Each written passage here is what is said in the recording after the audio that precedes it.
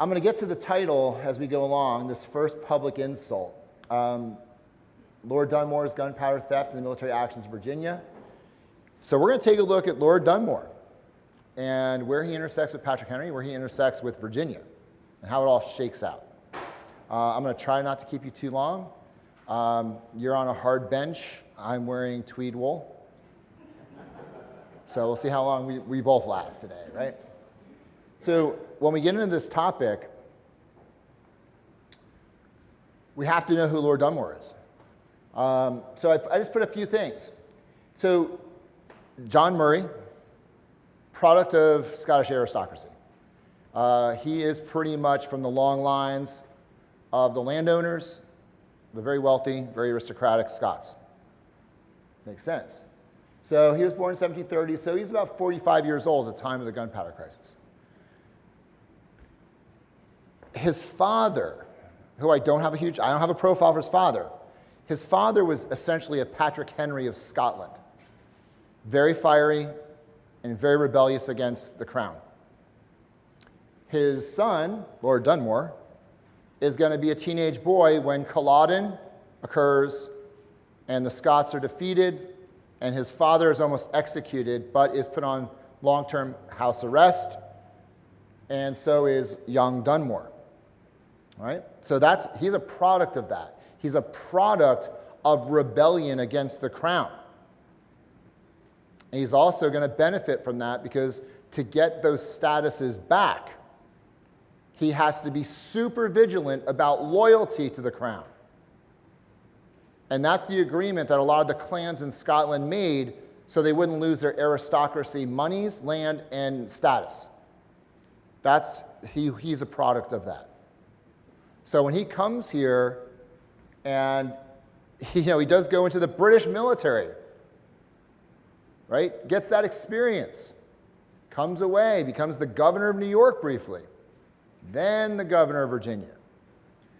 So when we look at this situation, he comes here in 1771, and within a few years, he's got to deal with people on the Virginia frontier who are having issues on the frontier, which he is going to himself work to settling. We know that as Lord Dunmore's War in 1774. So when we look at that situation where he's going to go after the Shawnee and the Mingo and other tribes of Western Virginia, he's involved in that military operation. All right. At the time that the crisis is happening in Massachusetts, Dunmore is trying to figure out, at the same moments where he is essentially taking a Virginia militia army that he has called up, they're organizing, they're training. He basically is now wondering if someday is that army going to turn on me because of what's happening in Massachusetts. He's so loyal to those veterans of Point Pleasant and others that served in that campaign that up until the Gunpowder Crisis, he is still corresponding with guys like Washington to make sure that Virginians who fought in that war were getting pensions and land. Right up until that moment. So that's a little bit about Dunmore. So remember the lead up. All right? All these events that take place, right? We're talking about the end of the French and Indian War, Stand Back Townsend Act's parliamentary responses, the blame on King George III. When we look at the situation that's going on with the Sons of Liberty in Massachusetts, Boston Massacre, Boston Tea Party, all these events. He is the governor of Virginia watching Massachusetts when all these things are happening. We know March 23rd, 1775, Patrick Henry, give me liberty, give me death. Under his very nose as the governor, you have a Virginian who is calling for military action against the king's forces. Lexington and Concord happens April 9th, 1775. So that's the lead up. And remember, we're going to dive into those things bringing us to the gunpowder.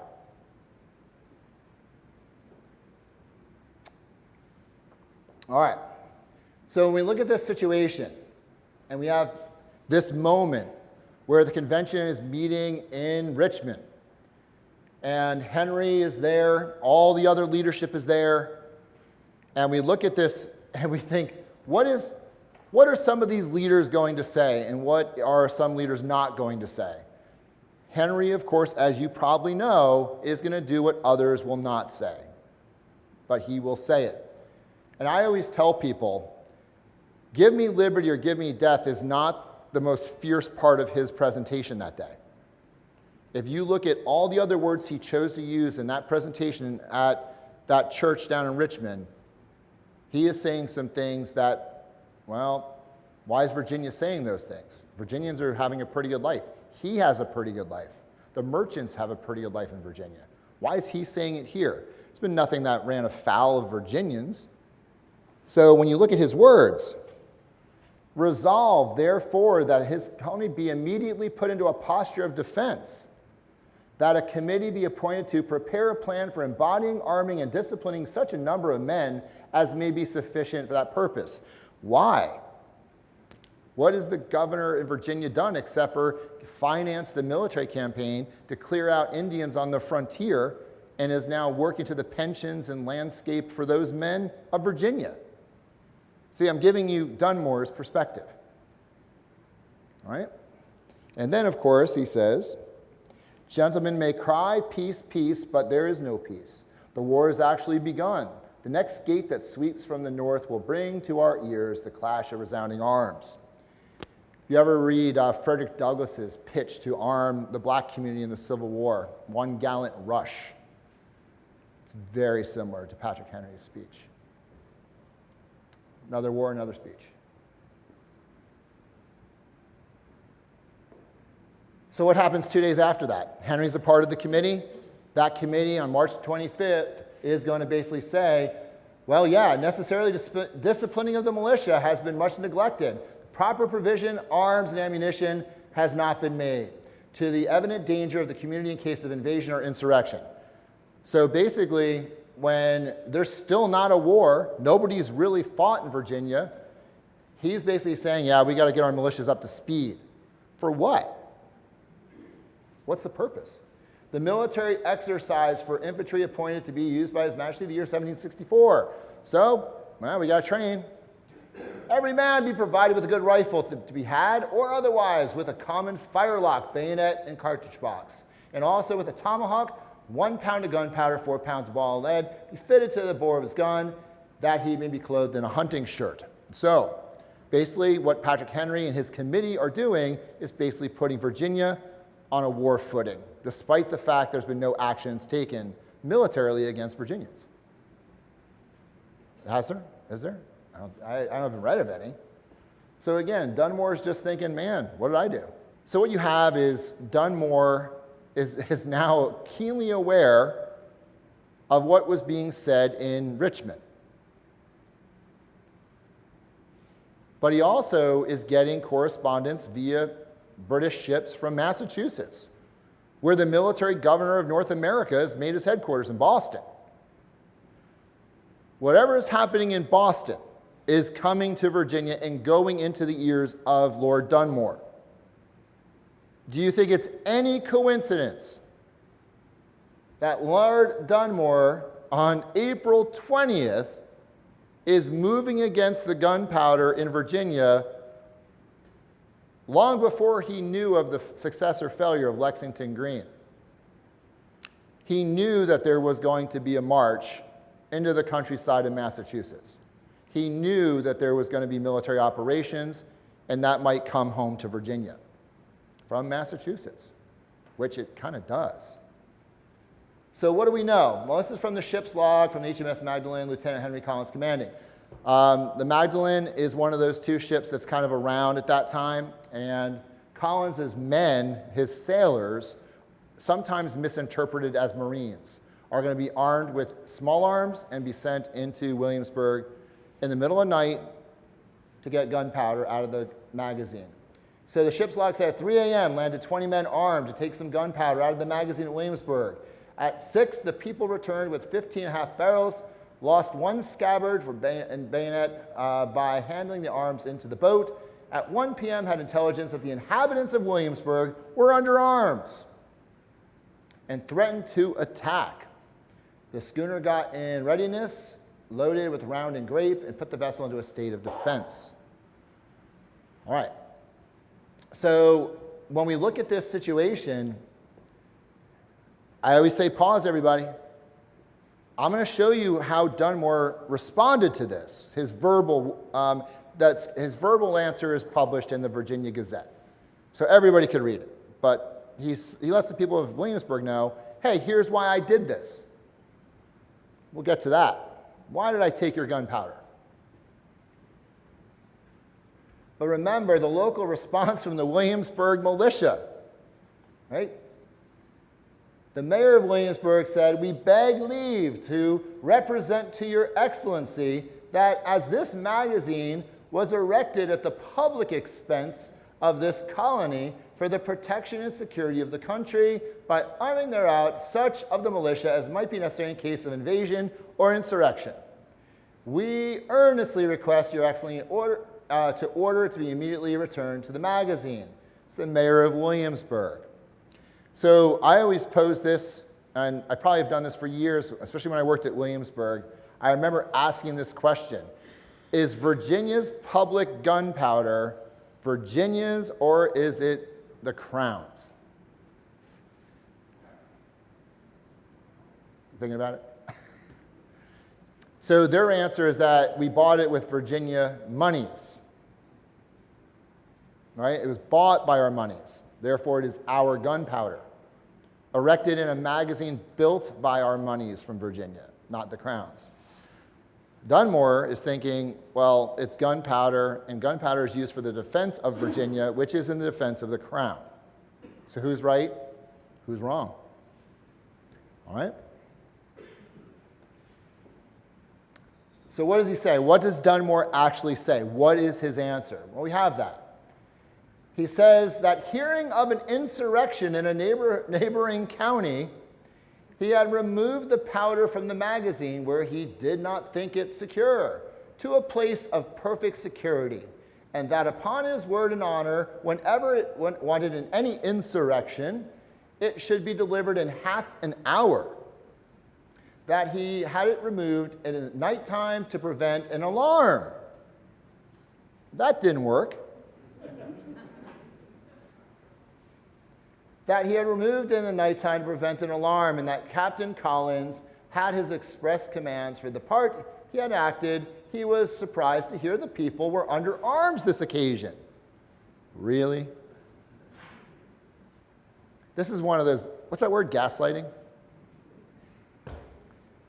So then, when you read the end, right, and that he should not think it prudent to put powder into their hands in such a situation. What insurrection in a neighboring county or in the country do you think he's referring to? Well, he's hearing from Richmond, and what's he hearing from Patrick Henry? That everybody needs to be under arms and in a state of readiness and defense. So you know who caused this situation? The guy behind this screen. All right? So everyone's going to be armed and ready now. Right? Within days, within hours, within minutes, the Williamsburg militia is already under arms. It goes by the committee of... All the committees of correspondence and safety that are around are now sending out dispatch riders to everybody spreading the word of this, right? So companies begin to form, Hanover, Spotsylvania, Fredericksburg, and more are going to follow. Perhaps the largest and most significant of those responses comes from Fredericksburg and the counties surrounding it. There is something special in the water in Culpeper. I don't know what it is. There's something there. They're just all like Revolutionary War crazy up there or something. But they are the ones. That neighborhood, I don't know what it is. They're always the first, and they're always over the top with their mobility and they're certainly their militarism. All right? So this is written by the committee, the military committee of that Fredericksburg area specifically. The names on here: Hugh Mercer, George Whedon, Alexander Spotswood, John Willis. These are guys that are going to go up the chain of command in the Continental Army. But on this day, they're organizing independent companies, and this is the letter that is sent, right? And this is sent to Washington? Who's in command? All right. By intelligence from Williamsburg, it appears that Captain Collins of His Majesty's Navy at the head of 15 Marines carried off the powder from the magazine in that city in the night of Thursday last, conveyed it on board his vessel by order of the governor. The gentlemen of independent company of this town think it's this first public insult. So now they're saying it, right? We are insulted by this move, right? It's the first. Well, all right, so why did Henry have an issue if this is the first? What happened before this, right? So if this is the first, it is not to be tamely submitted to, determined with approbation to join any other bodies of armed men who are willing to appear in support of the honor of Virginia, as well as to secure the military stores yet remaining in the magazine. It is proposed to march from hence on Saturday next for Williamsburg, properly accoutred as light horsemen. So, history note here, all of the independent companies are mounted. They are gentlemen. Therefore, when they respond to this, and the first to go, they are on horseback. Right? As we know from when we see Patrick Henry's guys. They don't make it from Newcastle to Doncaster Ordinary in 40 miles in a day if they're on foot. All right? Expresses were sent to inform the commanding office companies of James counties. This resolution we shall wait, prepared for your instructions and your assistance. We are, sir, your humble servants. This is the first letter of the chain of command that will be the Revolutionary War Continental Army between Virginia officers and George Washington and others that are in this chain of letters. All right, you're Dunmore. It's getting back to you in the palace at Williamsburg. You have oh, wait a minute. Why do they call them independent companies? Why isn't this just the Hanover militia? Why isn't this just the Culpeper militia? Why isn't this? Because if you are forming under the militia of your county, that is an extension of the king's army. You are under the crown's authority, and you are under the crown's chain of command. Therefore, the militia officers that have been appointed are in command of you, while these independent companies are going to vote and choose their leaders. What does Dunmore say? Well, he goes in, gets 200 muskets from the magazine, brings them to the palace, arms everybody who he can arm. His sailors are there with him, the ones that he can get off the ship. And what else does he say? Oh, yeah, I'm going to get all my friends and the whatever slaves that want to join me, right? It's the first kind of punch. And he shall declare freedom to the slaves and reduce the city of Williamsburg to ashes. That's his threat.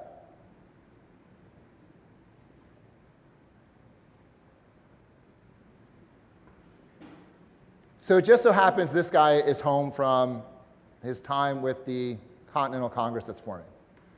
Payne Randolph is in Williamsburg when this crisis happens, and they're going to look to him. What do? You're a pretty fair-minded dude. That's why you've been asked to be in a leadership position for all the colonies. So Randolph is there. You guys have all been in the Randolph house in Williamsburg? Yeah, see? Did they ever talk about this part of the story?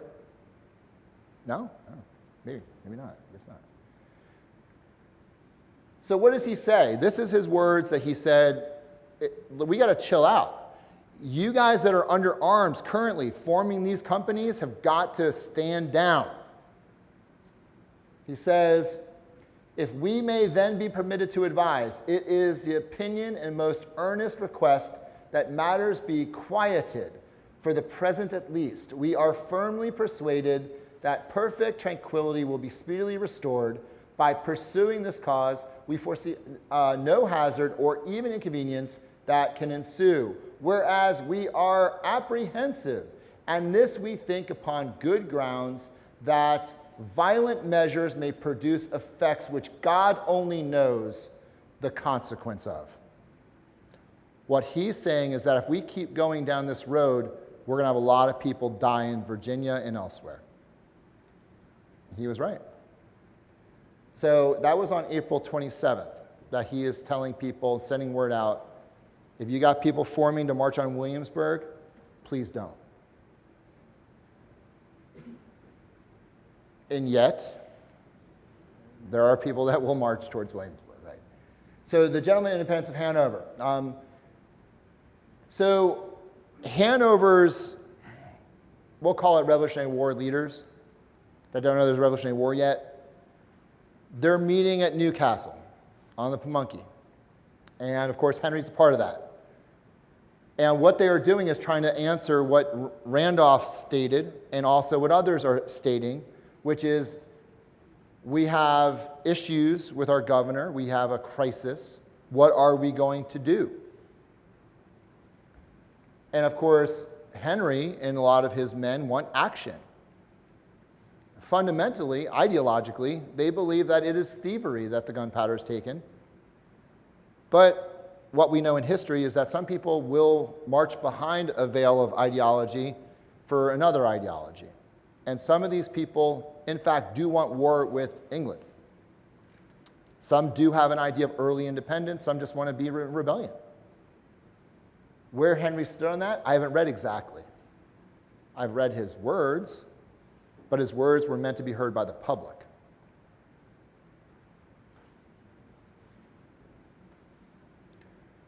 So when we think about Patrick Henry and his independent volunteers, part of them are mounted and they will go down to Doncastle's Ordinary, which is on the New Kent, and it's 15 miles from Williamsburg.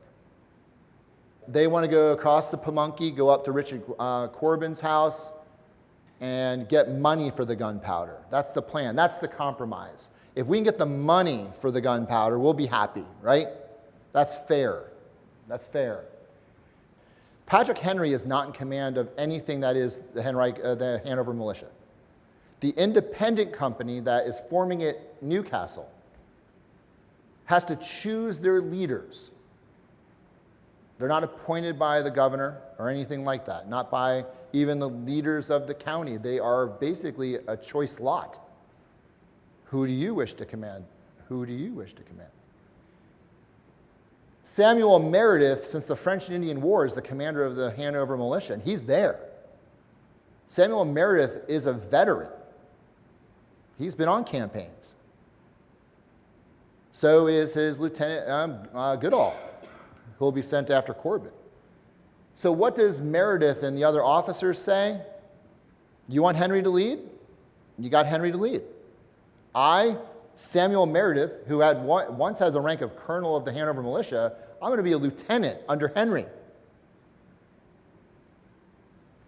So what you have is now the mounted force. They go down there. They are joined by a few hundred others at this ordinary, 15 miles from Williamsburg, waiting. And it just so happens that Corbin, who lives that way, is actually in Williamsburg. And they find him, and of course, the money is sent over, and the issue is settled. So when we take a look at this, Richard Corbin, the receiver general, will pay that money for the gunpowder. And whose success is that? Henry's. Henry gets 100% of that success. So what does Dunmore do from this? What does Dunmore do? Hey, I've got, 1,000 men in the field that are forming to march against me in Williamsburg.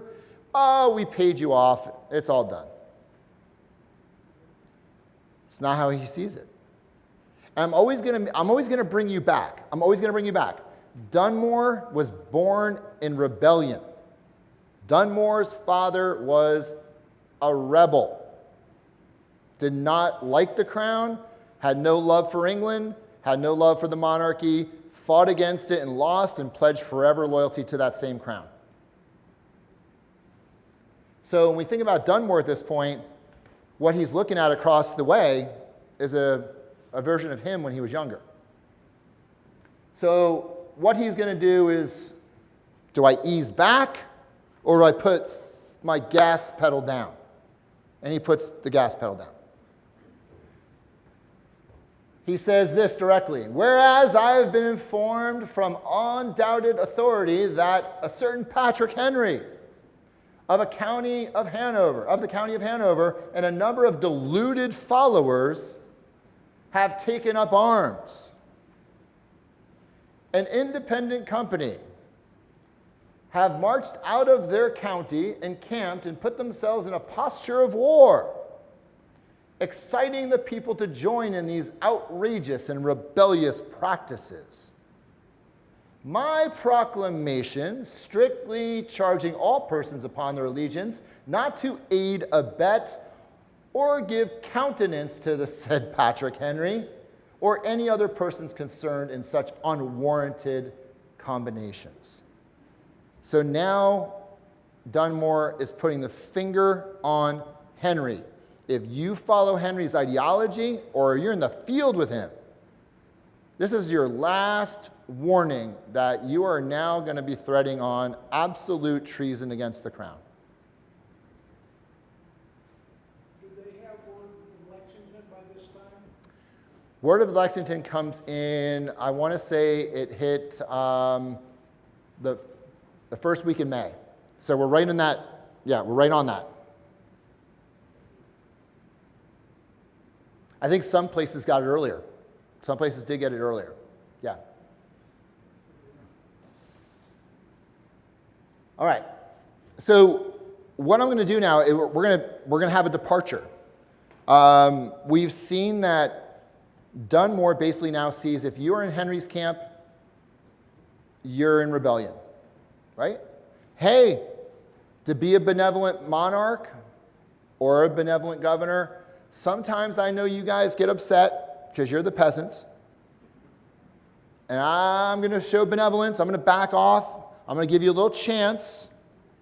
He does that. Remember, when all the stuff in Massachusetts was happening, everything's bad. Remember, our leaders in the Burgesses were what? Kind of not really caring what Dunmore thought. They're meeting in Raleigh Tavern. They're doing all these things. He dissolves the Burgesses. They haven't been around since 1774, so now we're in the spring and summer of 75, and he's like, hey, let's get together. June 1st, he gets them together. What's he want to hear? What's he want to hear from the Burgesses? What do you think? What do you think? We're sorry. We're sorry. We won't do it again. We'll talk to Henry. We'll talk to these guys. And in that moment when the Burgesses was meeting, take a guess who was riding towards Williamsburg. Henry. Henry was coming towards Williamsburg, and Dunmore will find out about that. And he's coming down because he wants to, again, speak. And he probably wants to speak to the Burgesses. All right? So what's he do? What does Dunmore do? That Henry guy is pretty scary. So he leaves the palace. Yeah. Yeah, he does, man. He goes, I'm going to get on board. I'm going to the sailors. All right. So now what we have is we quickly moved from the church in Richmond, where Henry is saying what you know he said, to Lord Dunmore saying, I can't believe he said that, to I'm going to make sure that you know I know you said that by taking your states or your colonies' gunpowder. Then let's see what happens. Well, we know what happens. Independent companies go to Doncaster Ordinary, and then you have the money returned for the gunpowder. So now what? I'll talk to the Burgesses. The Burgesses aren't saying I'm sorry, no apologies. And Patrick Henry's coming to Williamsburg. I'm going to get out of here. He does. So what does he do from on board a ship? You got to give it to Dunmore. He's on board a fairly small British Navy ship. That's probably the length of this room. Right? And he's organizing a retaliatory strike against these guys with a crew on that ship of about 38 men. He has nothing besides that and anyone else that came on the ship with him. Right? So what does he do?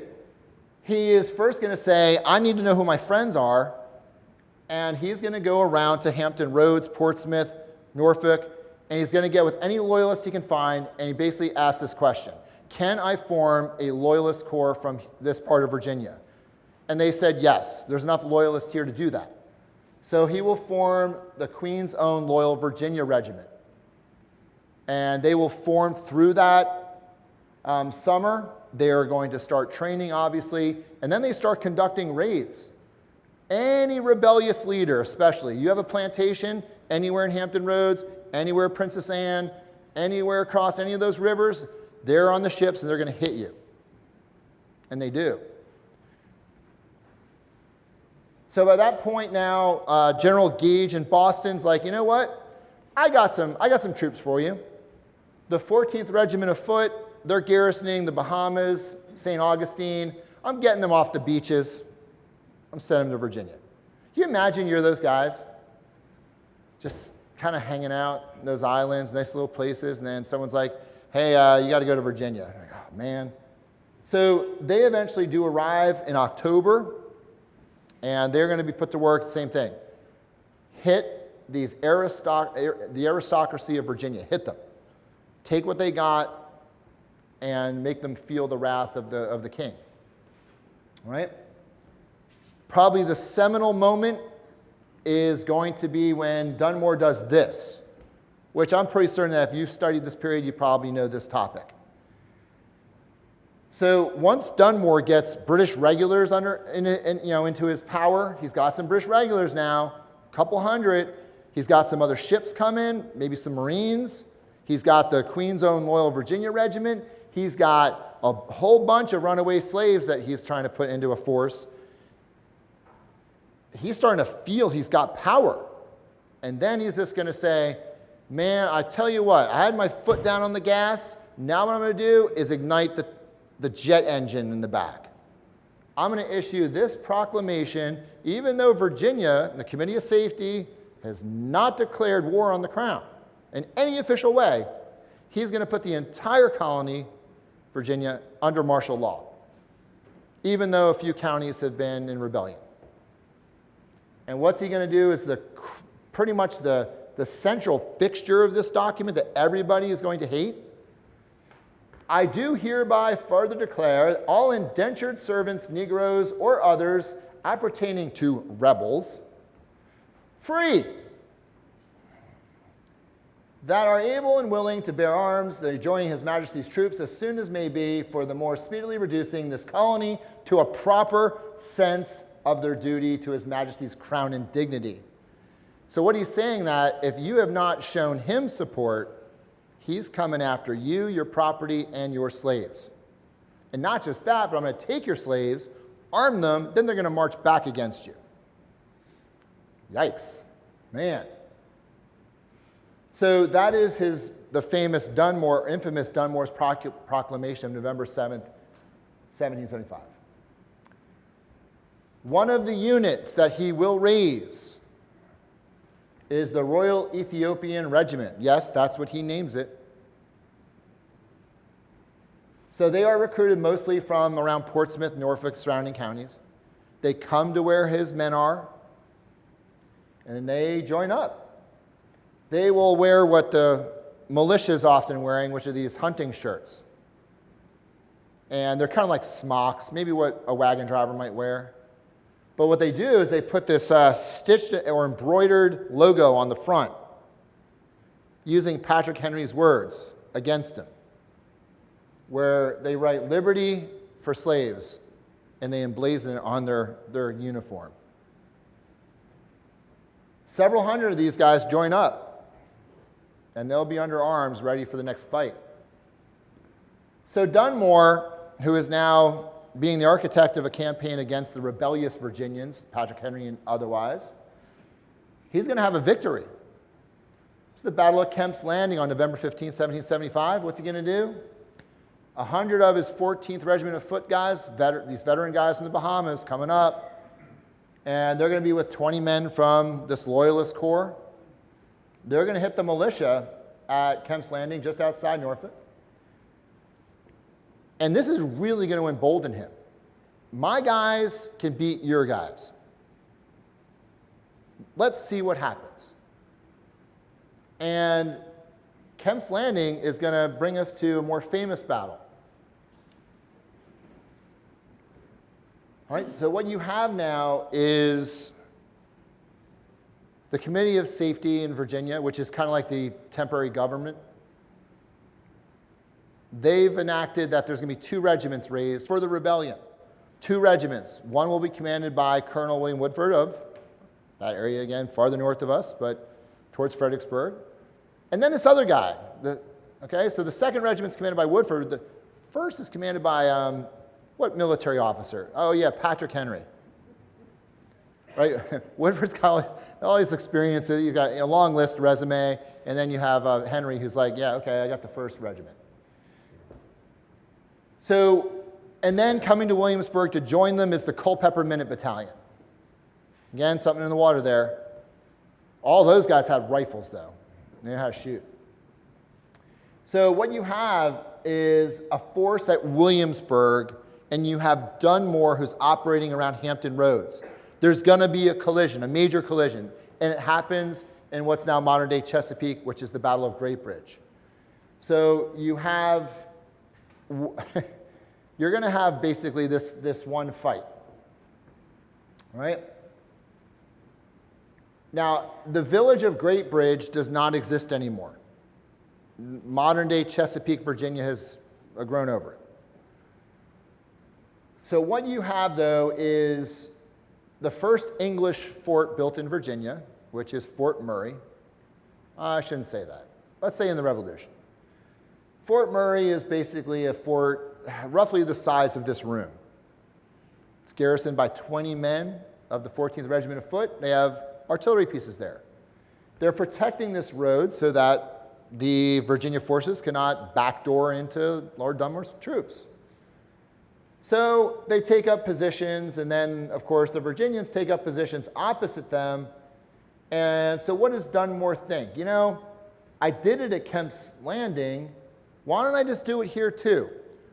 I can see that the Virginians have earthworks over there overlooking a bridge across a branch of the Southampton River.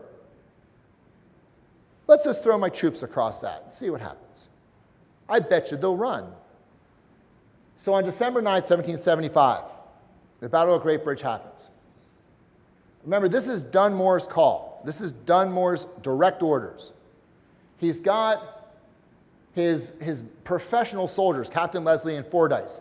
These guys are leading grenadiers, best of the British Army. Got some other troops in the 14th Regiment Foot there, and they are going to put them by Fort Murray. And by the way, inside Fort Murray, there's some of those Royal Ethiopian guys. So now you got former slaves in the fort. Across the way, you got Virginians who are opposing them. And he brings his regulars out from the area around closer to Norfolk and says, all right, Captain Fordyce, you're going to lead your grenadiers and the other men across that causeway bridge. And I know you can see the American entrenchments up there. They're going to run. Just go right at them.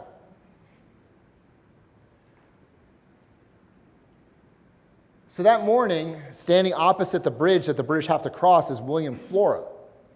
And if you study the Revolution, I'm sure you heard of him. William Flora is a free black man who runs a livery business out of Princess Anne County. He is in his local militia and eventually joins the Continental Regiments. He's there, and he just happens to be on picket duty at the end of the bridge when Captain Fordyce and almost 200 British soldiers are marching towards him and his 2 white neighbors. That outpost will see them coming.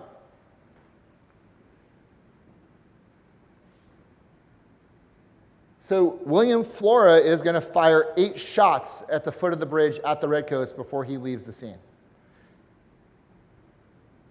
He's moving. You ever fire a flintlock? It's only a 200-yard span. So he was moving. So the attack fails. Captain Fordyce, you got to give that guy credit.